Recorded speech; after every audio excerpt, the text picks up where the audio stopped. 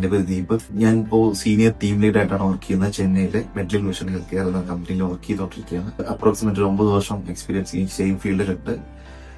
എൻ്റെ career start ചെയ്യുന്നത് ഞാൻ നീതു മാമിന്റെ അണ്ടറിലാണ്. നീതു മാമിന്റെ സ്റ്റുഡന്റ് ആയിട്ടാണ് എൻ്റെ കരിയർ സ്റ്റാർട്ട് ചെയ്തത്. ഞാൻ ഇവിടെ നിന്നാണ് മാമിന്റെ അണ്ടറിൽ നിന്നാണ് കോഡിംഗ് പഠിച്ചിട്ട് ഞാൻ വേസ്റ്റ് ആയി പോയത്. എൻ്റെ എക്സ്പീരിയൻസ് വന്നിട്ട് ഞാൻ ഒരുപാട് സ്പെഷ്യാലിറ്റിയിൽ മാറി വർക്ക് ചെയ്തിട്ടുണ്ട്. ഇപ്പോൾ വർക്ക് ചെയ്തുകൊണ്ടിരിക്കുന്നത് HCCയിലാണ്, based on ICD coding. So ഞാൻ കരിയർ സ്റ്റാർട്ട് ചെയ്യുമ്പോൾ ENM, ED, IPDRG, ENM OP, ENM IP ഒരുപാട് സ്പെഷ്യാലിറ്റിയിൽ മാറി മൾട്ടിപ്പിൾ സ്വിച്ച് ചെയ്ത് ഞാൻ വർക്ക് ചെയ്തിട്ടുണ്ടായിരുന്നു. Okay, so coding related coding ഒരു കരിയറിന്റെ ഗ്രോത്ത് എങ്ങനെയാണെന്നുണ്ടെങ്കിൽ, ആക്ച്വലി കോഡിംഗിൽ നമ്മളൊരു പേഷ്യന്റിന്റെ ഒരു പ്രൈവറ്റ്, ഇപ്പൊ നമ്മളൊരു പേഷ്യന്റ് ആയിട്ട് നമ്മൾ വിചാരിക്കുകയാണെന്നുണ്ടെങ്കിൽ, ഇമാജിൻ ചെയ്യാന്നുണ്ടെങ്കിൽ, ആ പേഷ്യന്റിന്റെ ഒരു പ്രൈവറ്റ് ഡാറ്റ അല്ലെങ്കിൽ അവരുടെ ഹെൽത്ത് ഡാറ്റ, ഒരാളുടെ ഹെൽത്ത് ഡാറ്റ എന്ന് പറയുന്നത് എപ്പോഴും ഒരു കോൺഫിഡൻഷ്യൽ ആയിട്ടുള്ള ഒരു കാര്യമാണ്. അത് എത്രത്തോളം ഒരു കോൺഫിഡൻഷ്യൽ ഡാറ്റയ്ക്ക് നമ്മൾ വാല്യൂ കൊടുക്കുന്നു, അത്രത്തോളം ഒരു വാല്യൂ ഉള്ള ഒരു സബ്ജക്റ്റ് ആണ് പേഷ്യന്റിന്റെ ഹെൽത്ത് ഡാറ്റ. ആ ഹെൽത്ത് ഡാറ്റ വർക്ക് ചെയ്യുന്ന പ്രൊഫഷണൽസിനെയാണ് മെഡിക്കൽ കോഡേഴ്സ് എന്ന് പറയുന്നത്. ആ കോഡിംഗ് എന്നൊരു സബ്ജക്റ്റില് നമുക്ക് ഒരുപാട് നമ്പർ ഓഫ് സബ് ഉണ്ട്. അതിൽ നമുക്ക് കോമൺ ആയിട്ട് അറിയാവുന്ന 2-3 ഇതാണ് HCG, ENM, ED emergency department, radiology, pathology, അങ്ങനെ ഒരു എക്സിറ്റ് നിറയെ നമ്പർ ഓഫ് ഡിവിഷൻസ് ഉണ്ട്. നമ്മളൊരു ഹോസ്പിറ്റലിൽ എത്രത്തോളം നമുക്ക് ഒരുപാട് ഡിപ്പാർട്ട്മെന്റ്സ് ഉണ്ടോ അത്രത്തോളം ഡിപ്പാർട്ട്മെന്റ്സ് വന്നിട്ട് നമുക്ക് ഇതിലുണ്ട്, ഈ കോഡിങ്ങിലുണ്ട്. സോ ഇപ്പോ നിങ്ങൾ ഒരു കോഡിങ്ങിൽ നിങ്ങളൊരു ഫ്രഷർ ആയിട്ട് സ്റ്റാർട്ട് ചെയ്യുന്നത് ഒരു HCC കമ്പനിയിലാണ്. സോ നിങ്ങൾ വർക്ക് ചെയ്യാൻ പോകുന്ന ഒരു ICD കോഡിംഗ് റിലേറ്റഡ് ആയിരിക്കും. നിങ്ങൾക്ക് അവിടെ CPT എന്നൊരു പ്രോസസ് യൂസ് ചെയ്യേണ്ട ആവശ്യമേ വരുന്നില്ല.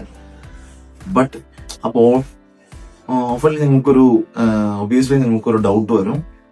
ലൈക്ക് ഇപ്പൊ ഞാൻ ICD കോഡിംഗ് റിലേറ്റഡ് മാത്രമാണ് വർക്ക് ചെയ്യുന്നത്, എന്റെ 1 വർഷത്തെ എക്സ്പീരിയൻസ് ICD കോഡിംഗ് മാത്രമാണ്. ഞാൻ നാളെ CPTയില് അല്ലെങ്കിൽ വേറൊരു സ്പെഷ്യാലിറ്റിക്ക് നമ്മൾ സ്വിച്ച് ചെയ്യുകയാണെന്നുണ്ടെങ്കിൽ എനിക്ക് എന്തെങ്കിലും എന്റെ കരിയറിന് എന്തെങ്കിലും കരിയറിന് ഗ്യാപ്പ് വരുമോ, ഇല്ല കരിയറിന്റെ സ്വിച്ച് ചെയ്യുമ്പോൾ ഞാൻ പിന്നെയും ഫ്രഷറായിട്ട് സ്റ്റാർട്ട് ചെയ്യണം, അങ്ങനെ ഒരുപാട് ഡൗട്ട്സും നിങ്ങൾക്ക് ആ സമയത്ത് വരാൻ ചാൻസ് ഉണ്ട്. ഒബ്വിയസ്ലി നിങ്ങൾക്ക് ഒരു പേടിക്കേണ്ട ആവശ്യമില്ല. ബിക്കോസ് നിങ്ങൾ ഒരു സ്പെഷ്യാലിറ്റിയിൽ നിന്ന് മറ്റൊരു സ്പെഷ്യാലിറ്റിക്ക് പോകുമ്പോൾ മേ ബി ആ സ്പെഷ്യാലിറ്റിയിൽ നിങ്ങളൊരു ഫ്രഷർ ആയിരിക്കാം, പക്ഷേ നിങ്ങൾക്ക് അവിടെ കരിയർ ഗ്യാപ്പോ അല്ലെങ്കിൽ ഒരു കരിയർ ബ്രേക്കോ നിങ്ങൾക്ക് അവിടെ ഒരിക്കലും വരില്ല. കാരണം you are working on only one process, that's medical coding. എന്താണ് മെഡിക്കൽ കോഡിംഗ് എന്ന് പറഞ്ഞാൽ, അപ്പൊ പറഞ്ഞു പേഷ്യന്റിന്റെ ഹെൽത്ത് ഡാറ്റയാണ്. അയാളുടെ ജനനം മുതൽ മരണം വരെയുള്ള എല്ലാ ഡാറ്റയും വന്നിട്ട് നമ്മൾ ഫിസിക്കലായിട്ടാണ് എപ്പോഴും ഹാൻഡിൽ ചെയ്യുന്നത്. നിങ്ങളുടെ ഒരു ഡെയിലി റൂട്ടീനിൽ നിങ്ങൾ ഹോസ്പിറ്റലിൽ, നിങ്ങൾ ഫാമിലി ആരും ഹോസ്പിറ്റലിൽ വിസിറ്റ് ചെയ്യുന്ന ഒരാൾക്കുണ്ടെങ്കിൽ നിങ്ങൾക്ക് അറിയാം, നമ്മൾക്ക് ഇവിടെ അങ്ങനെ ഒരു സിസ്റ്റം ഇല്ല. ബട്ട് എബ്രോഡ് ആയാലും ലൈക്ക് എല്ലാ എക്സെപ്റ്റ് ഇന്ത്യ, മിക്ക രാജ്യങ്ങളിലും ഇങ്ങനെ ഒരു പ്രോസസ് റൺ ആയിക്കൊണ്ടിരിക്കുന്നത്. അയാളുടെ ജനനം മുതൽ അയാളുടെ മരണം വരയ്ക്കുന്ന എല്ലാ ഹെൽത്ത് ഡാറ്റയും അവർ ഫിസിക്കലായിട്ട് കീപ്പ് ചെയ്യും.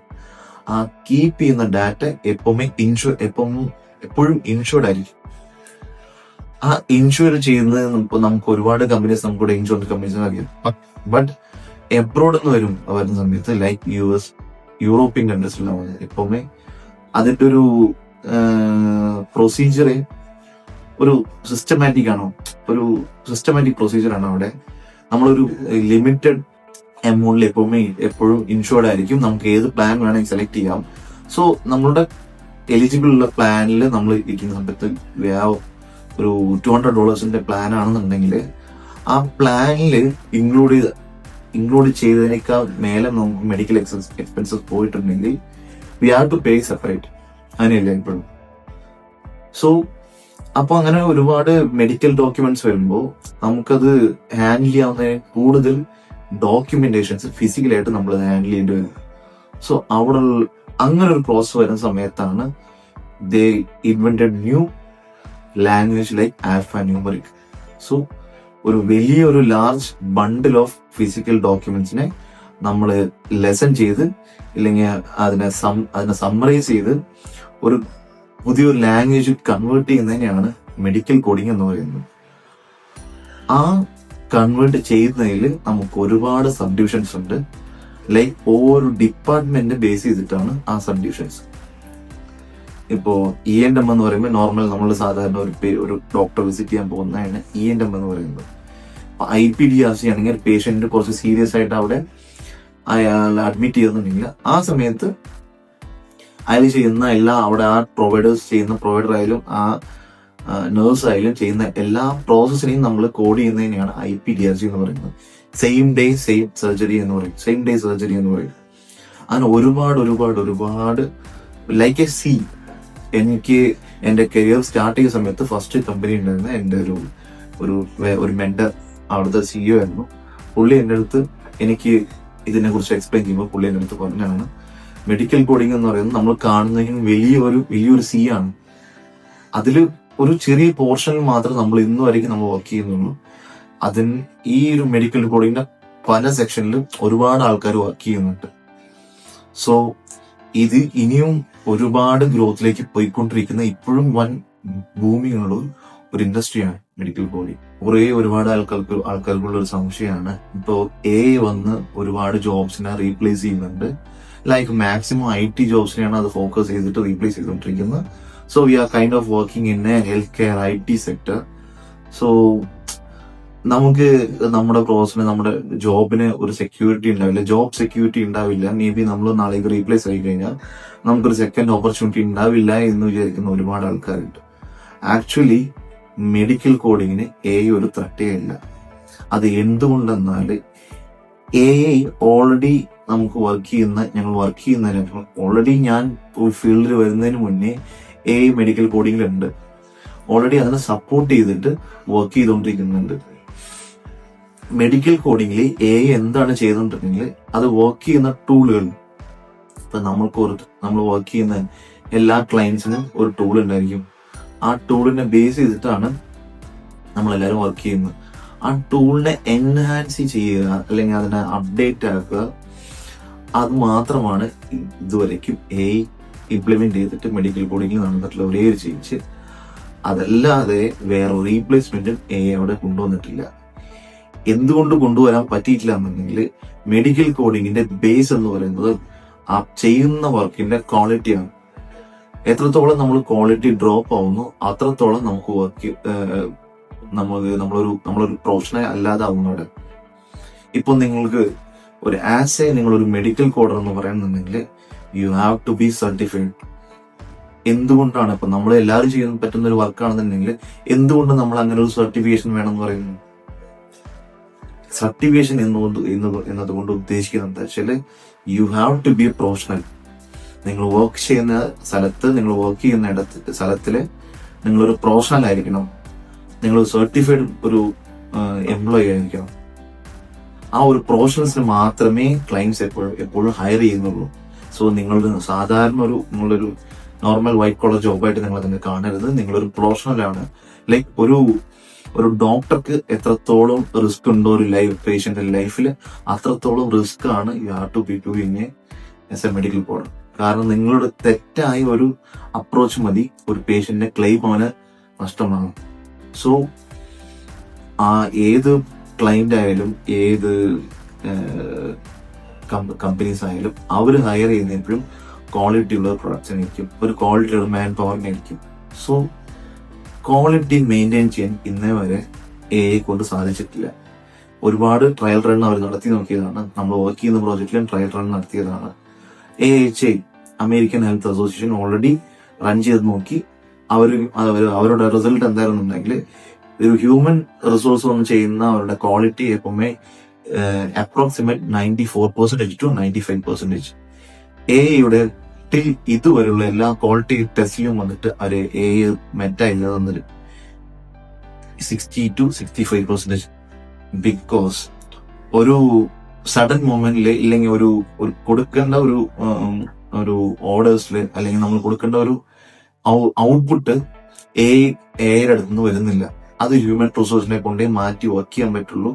ചില സ്ഥലത്ത് നമ്മൾ ഒരു കോഡർ സ്വന്തമായിട്ടുള്ള ഡിസിഷൻ എടുക്കേണ്ട സമയത്ത് അതെടുക്കാൻ ഒരിക്കലും ഒരു AI കൊണ്ട് സാധിക്കുന്നില്ല. നിങ്ങൾ എപ്പോഴും കോമൺ ആയിട്ടുള്ള കേട്ടുള്ള ഒരു ക്രെഡൻഷ്യൽസ് എപ്പോഴും CPC ആയിരിക്കും. ബട്ട് നിങ്ങൾ വിചാരിക്കുന്ന ഒരുപാട് അധികം ക്രെഡൻഷ്യൽസ് ഉള്ള ഒരു മേഖലയാണ് medical coding. Like COC, CAC, CPMA, CAIMC. Okay, certified with the AA enhanced tool productivity, supporting in medical coding. അങ്ങനെ ഒരുപാട് സർട്ടിഫിക്കേഷൻസ് അവൈലബിൾ ആയിട്ടുള്ള ഒരു മേഖലയാണ് മെഡിക്കൽ കോഡിങ്ങിൽ. എന്തുകൊണ്ടാണ് ഈ സർട്ടിഫിക്കേഷൻ ഉണ്ടെങ്കിൽ നിങ്ങളൊരു കരിയർ ലാഡർ എന്ന് പറയുന്ന നിങ്ങളൊരു പുതിയ കമ്പനി നിങ്ങൾ ജോയിൻ ചെയ്തു. ആ ജോയിൻ ചെയ്യുന്ന സമയത്ത് നിങ്ങളുടെ കരിയർ സ്റ്റാർട്ട് ചെയ്യുന്നത് ലൈക്ക് എ ജൂനിയർ കോഡർ. നിങ്ങൾ ജൂനിയർ കോഡറായിട്ട് നിങ്ങൾ ഉള്ളിൽ പോകുന്ന സമയത്താണ് നിങ്ങൾ തിയററ്റിക്കലായി പഠിക്കാത്ത കുറച്ച് കാര്യങ്ങൾ പ്രാക്ടിക്കാലിറ്റിയിൽ എന്തൊക്കെ നിങ്ങൾക്ക് അപ്ലൈ ചെയ്യേണ്ടത് കുറെ കാര്യങ്ങൾ നിങ്ങൾ അതിനുള്ളിൽ പോകുമ്പോഴാണ് നിങ്ങൾക്ക് മനസ്സിലാവുന്നത്. ലൈക്ക് HIPAA കംപ്ലൈൻറ്റ്സ്, നിങ്ങൾ ഇതെല്ലാം ബുക്കിൽ മാത്രമേ പഠിച്ചിട്ടുണ്ടാവുള്ളൂ. ആക്ച്വലി HIPAA കംപ്ലൈൻറ്റ്സ് എന്ന് പറയുന്നത് നിങ്ങൾ വർക്ക് ചെയ്യുന്ന അല്ലെങ്കിൽ നിങ്ങൾ കൊടുത്ത ഡോക്യുമെന്റ്സിന്റെ കോൺഫിഡൻഷ്യാലിറ്റി കീപ്പ് അപ്പ് ചെയ്യുക എന്നുള്ളതാണ് HIPAA കംപ്ലൈൻറ്റ്സ് കൊണ്ട് ഉദ്ദേശിക്കുന്നത്. സോ HIPAA കംപ്ലൈൻറ്റ്സ് എന്ന് പറയുന്നത് നിങ്ങൾ അവരുടെ ഏത് കൺട്രിയിലുള്ള ഒരു സിറ്റിസൺ ആണോ ആ സിറ്റിസന്റെ confidential data like health data കോൺഫിഡൻഷ്യലായി കീപ്പ് അപ്പ് ചെയ്യുന്നുള്ളത് ഓരോ കോഡറും റെസ്പോൺസിബിലിറ്റിയാണ്. ഇല്ലെങ്കിൽ ഏത് കമ്പനിയാണോ വർക്ക് ചെയ്യുന്നത് ഇല്ലെങ്കിൽ ആരാണോ വർക്ക് ചെയ്യുന്നത് ആളുടെ റെസ്പോൺസിബിലിറ്റിയാണ് അത് കീപ്പ് അപ്പ് ചെയ്യുന്നുള്ളത്. ബിക്കോസ് നമുക്ക് കൊടുക്കുന്ന ക്ലയൻസിന് അവൻ 100% അഷുറൻസ് ഇരിക്കാം ഈ ഒരു കാരണവശാലും ഈ ഒരു ഡാറ്റയിൽ ഒരു ഡാറ്റ കൂടെ എപ്പോഴും ലീക്കാവാൻ പാടില്ല. ബിക്കോസ് അത് അവരുടെ ട്രസ്റ്റിനെ എപ്പോഴും എഫക്ട് ചെയ്യും. സോ അങ്ങനെ ഒരുപാട് കാര്യങ്ങൾ നിങ്ങൾ ആ ഫ്ലോറിൽ നിന്ന് നിങ്ങൾക്ക് പഠിക്കാൻ പറ്റും. നിങ്ങൾ ജൂനിയർ കോഡർ ആയിരിക്കുമ്പോൾ നിങ്ങളായിരിക്കുന്ന എക്സ്പീരിയൻസ് ആയിരിക്കില്ല ലൈക്ക് നിങ്ങൾ അടുത്തൊരു സീനിയർ കോഡർ ആകുമ്പോൾ ദെൻ ഒരു കോഡിങ് എക്സിക്യൂട്ടീവ് ആകുമ്പോൾ നിങ്ങൾക്ക് അങ്ങനെ എന്താണ് അതിലെന്ന് അറിയില്ല. നിങ്ങൾ ഒരു 3 വർഷം അല്ലെങ്കിൽ ഒരു 2.5 വർഷം നിങ്ങൾ ഒരു കോഡിങ് ഫീൽഡിൽ നിന്നിട്ട് ഒരു മൾട്ടിപ്ലൈ ചെയ്ത് നിങ്ങൾ ഒരുപാട് പ്രോജക്ട്സ് ചെയ്ത എക്സ്പീരിയൻസ് വന്നിട്ടുണ്ടെങ്കിൽ automatically you are promoted to quality analyst. അതാ ഞാൻ പറഞ്ഞിട്ടുണ്ടായിരുന്നു, ഒരു പ്രോജക്റ്റിനെ അല്ലെങ്കിൽ ഒരു കോഡിങ്ങിന്റെ ബേസ് എന്ന് പറയുന്നത് അവന്റെ ക്വാളിറ്റിയാണ്. So if you are an L1 section you have to promoted to be L2 as quality analyst. So quality analyst തന്നെ നിങ്ങൾ ഒരുപാട് കാര്യങ്ങൾ നിങ്ങൾ സ്റ്റഡി ചെയ്തിട്ട് നിങ്ങൾ പുതിയൊരു വേൾഡ് ആയിരിക്കും അവിടെ ഓപ്പൺ ആവുന്നത്. നിങ്ങൾക്ക് കുറെ കാണാത്ത കുറച്ച് അല്ലെങ്കിൽ നിങ്ങൾക്ക് എക്സ്പീരിയൻസ് ചെയ്യാത്ത കുറച്ച് കാര്യങ്ങൾ നിങ്ങൾക്ക് അവിടെ പഠിക്കാൻ പറ്റും. ദെൻ നിങ്ങൾ അവിടുന്ന് അടുത്തൊരു GC ഗ്രൂപ്പ് കോർഡിനേറ്റർ, ദെൻ നിങ്ങളൊരു ടീം ലീഡ് ആവുന്നു. ഒരു വലിയൊരു നിങ്ങളെ പോലെ വരുന്ന അടുത്തൊരു ബാച്ചിന് നിങ്ങൾ അവിടെ ലീഡ് ചെയ്യാൻ പോകുന്നു. നിങ്ങൾക്കും നിങ്ങളുടെ എക്സ്പീരിയൻസ് പോലെ ഷെയർ ചെയ്യുന്നു. Then lead senior team leader, then AM. അങ്ങനെ ഒരു കോഡിങ്ങിനെ സംബന്ധിച്ച് ഒരുപാട് കരിയർ ഗ്രോത്ത് ഉള്ളതും കരിയർ ഓപ്പർച്യൂണിറ്റീസും ഓപ്പൺ സ്പേസ് ആണ് മെഡിക്കൽ കോഡിങ്ങിന്റെ. ബിക്കോസ് എത്രത്തോളം പേര് വന്ന് ഫില്ലായാലും അത്രത്തോളം ഫില്ല് ചെയ്യാനും അത്രത്തോളം മാൻ പവർ വേണ്ടതായിട്ടുള്ള ഒരു ഫീൽഡാണ് മെഡിക്കൽ കോഡിങ്. നിങ്ങൾ ഈ ഫീൽഡിലേക്ക് വരാൻ ആഗ്രഹിക്കുന്ന ആൾക്കാരാണെങ്കിലും ഇല്ലെങ്കിൽ നിങ്ങൾ ഈ ഫീൽഡിൽ കണ്ടിന്യൂ ചെയ്യുന്ന ആൾക്കാരാണെന്നുണ്ടെങ്കിലും ഒരു എക്സ്പെർട്ടിന്റെ ഹെൽപ്പോടെ മാത്രം നിങ്ങൾ എപ്പോഴും ട്രെയിനിങ് എടുക്കണം.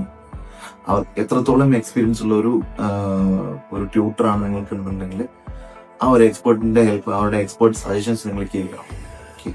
സോ ഞാൻ നീതു മാമിനെ എപ്പോഴും ഞാൻ സജസ്റ്റ് ചെയ്യും. കാരണം മാമിന്റെ ഒരു വിഷൻ, മാമിന്റെ ഒരു മെന്റർഷിപ്പ്, ആ ഒരു മെന്ററിങ് എല്ലാം ബേസ് ചെയ്തിട്ടാണ് മാമും ഞാനും റെഗുലർ കോൺടാക്റ്റിലുണ്ടായിരുന്നു. മാമിന്റെ ആ മെന്റർഷിപ്പ്, മാമിന്റെ ഒരു സപ്പോർട്ടോട് കൂടി തന്നെയാണ് ഞാൻ ഇന്ന് ഈ പൊസിഷനിലേക്ക് ഞാൻ ഇന്ന് എൻ്റെ ഒരു കരിയർ ലാഡറിൽ ഞാൻ റീച്ച് ആവാനുള്ള കാരണം ഒരു മെയിൻ പില്ലർ വന്നിട്ട് നീതു മാം തന്നെയാണ്. സോ നിങ്ങൾക്ക് എന്ത് സപ്പോർട്ടോ അല്ലെങ്കിൽ നിങ്ങൾക്ക് എന്ത് ആവശ്യമോ നിങ്ങൾ കോഡിംഗ് ബേസ്ഡ് നിങ്ങൾ എന്ത് എൻക്വയറീസ് ഉണ്ടെങ്കിലും നിങ്ങൾ നീതു മാമിനെ ആൻഡൻസ് മെഡിക്കോഡിനെ നിങ്ങൾ കോൺടാക്ട് ചെയ്യൂ. Kerala's fastest growing medical coding academy.